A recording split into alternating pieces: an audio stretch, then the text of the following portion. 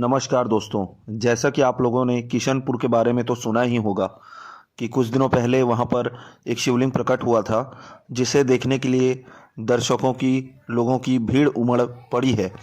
और हर सोमवार को वहां पर मेला लगता है। तो इसी तारतम्य में आज वहां पर सोमवार को काफ़ी भीड़ थी और वहां पर दो हाथी वहां पर भीड़ भाड़ में घुस गए। किसी को जान माल की हानि तो नहीं हुई, जैसा कि आप सभी वीडियो में देख सकते हैं कि दो हाथी कैसे शिवलिंग स्थल में घूम रहे हैं। वो भी शिवलिंग का दर्शन करने के लिए आए हैं। आप सभी देख सकते हैं वीडियो में।